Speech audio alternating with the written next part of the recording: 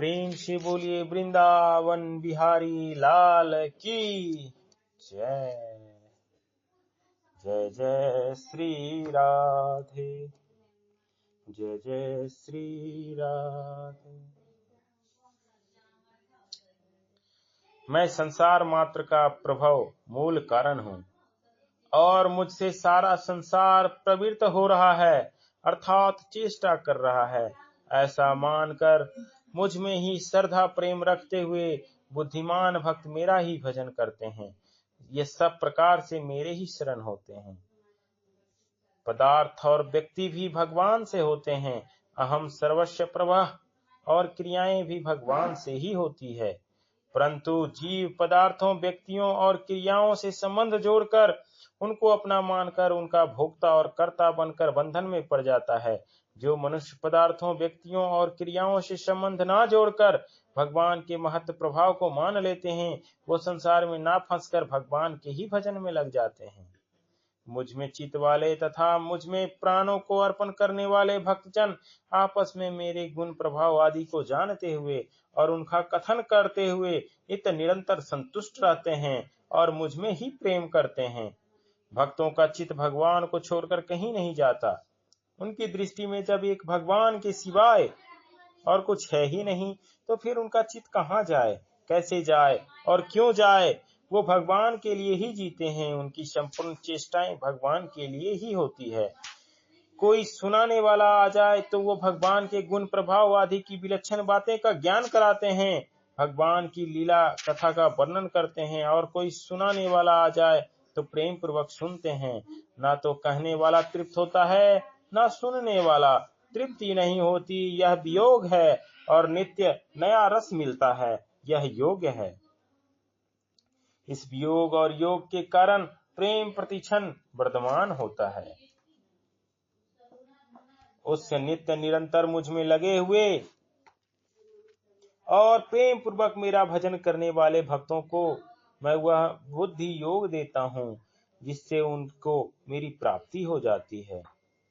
भगवतनिष्ठ भक्त भगवान को छोड़कर ना तो समता चाहते हैं, न तत्व ज्ञान चाहते हैं, न मोक्ष चाहते हैं और न ही और कुछ चाहते हैं।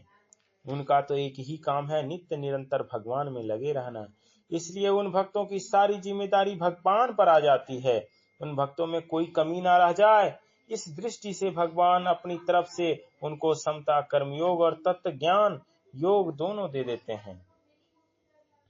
उन भक्तों पर कृपा करने के लिए ही उनके स्वरूप होने पर मैं रहने वाला, मैं उनके अज्ञान जन अंधकार को दे दीप्तमान ज्ञान रूप दीपक के द्वारा नष्ट कर देता हूँ। यद्यपि कर्म योग तथा ज्ञान योग दोनों साधन हैं और भक्ति योग साध्य हैं, तथापि भगवान अपने भक्तों को कर्म योग भी देते हैं।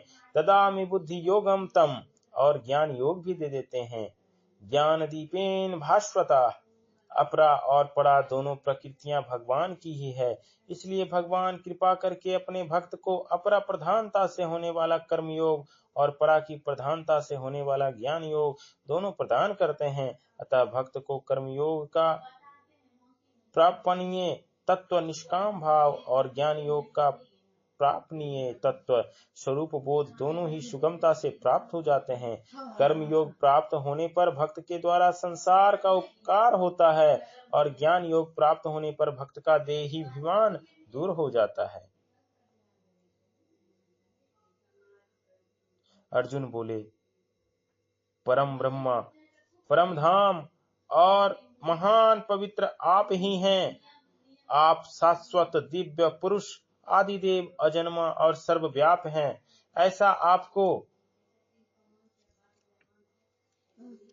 सब के सब ऋषि, देवर्षि, नारद, असिल, देवल तथा व्यास कहते हैं, और स्वयं आप भी मेरे प्रति कहते हैं।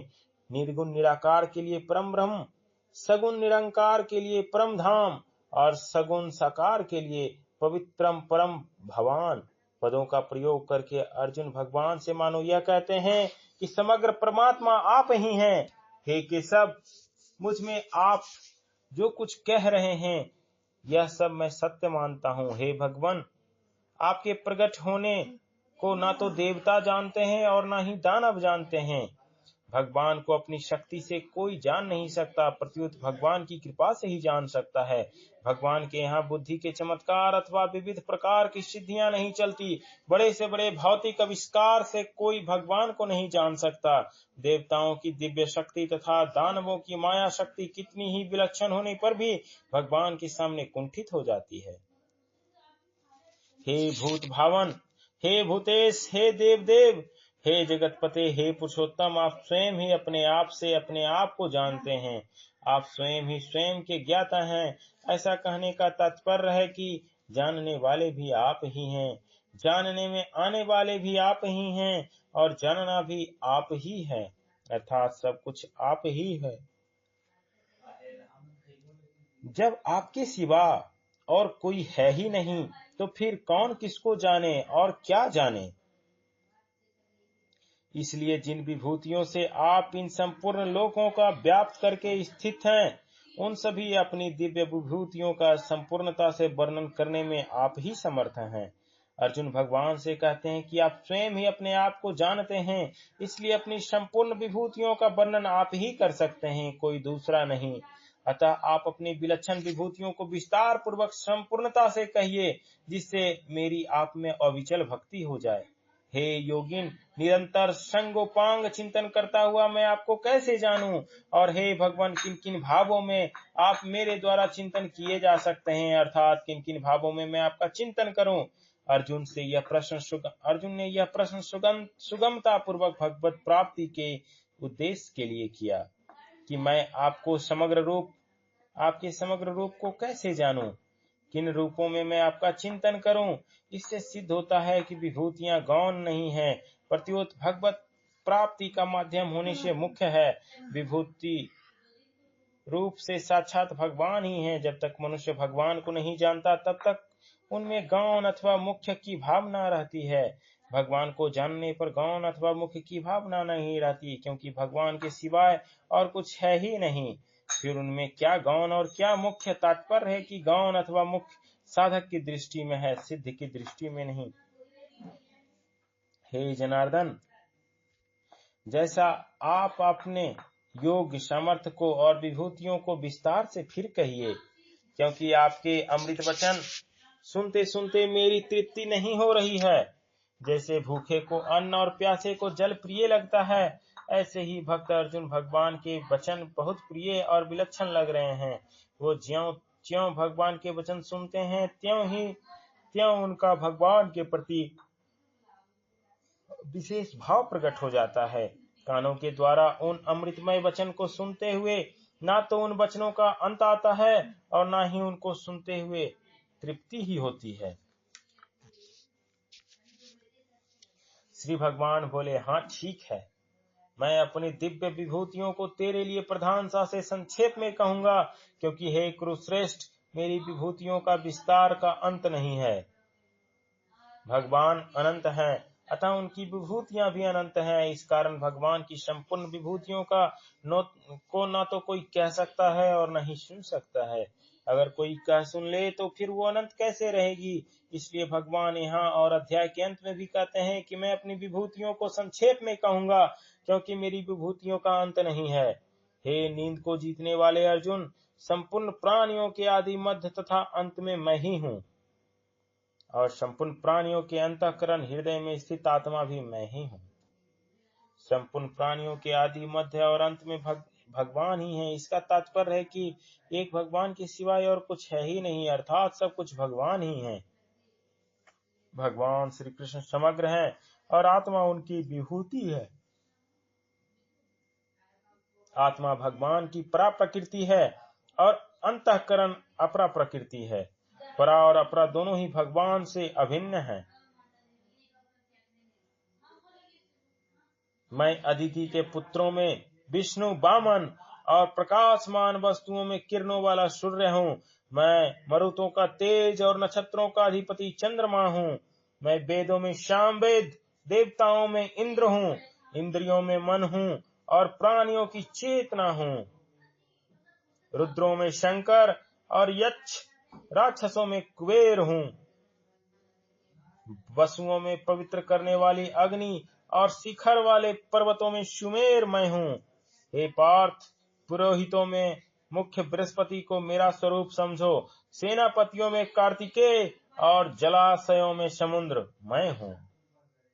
प्रेम से बोलिए श्री वृंदावन बिहारी लाल की जय। जय जय सीताराम।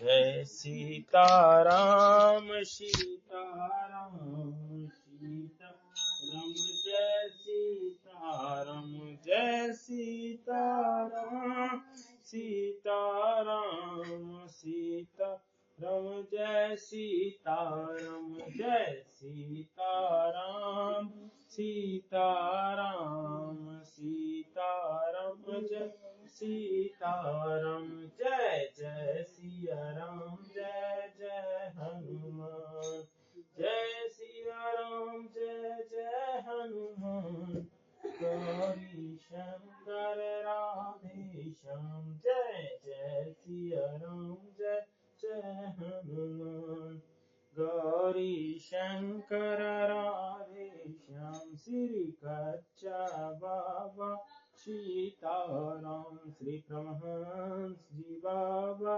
सीताराम श्री राजकुमार जी बाबा सीताराम श्री विद्यार्थी बाबू सीताराम श्री सर्वजीत जी बाबा सीताराम श्री राजकुमार जी बाबा सीताराम श्री विंध्यश्री बाबू सीताराम जय जय सिया राम जय जय हनुमान गौरी शंकर राधे श्याम जय जय सिया राम जय जय हनुमान गौरी शंकर राधे श्याम। प्रेम से बोलिए राजा रामचंद्र भगवान की जय। जनक नंदनी सीता माता की जय। वीर बजरंग बली की जय। वृंदावन बिहारी लाल की जय। जय जय सीताराम। माँ बाला त्रिपुर सुंदरी की जय। गंगा मैया की जय। जगदम्बा महारानी की जय। अशोक धाम की जय। महावीर स्थान की जय। नरसिंह भौरिया की जय। पहाड़ी बाबा की जय। सब संतन की जय। कलो महाराज की जय। जय जय सीताराम। हर हर महादेव शंभो काशी विश्वनाथ गंगे बाबा बैद्यनाथ की जय। रहन संकट रहन भय सदा रहो निर्भय निर्भय निर्भय। जय जय सीता।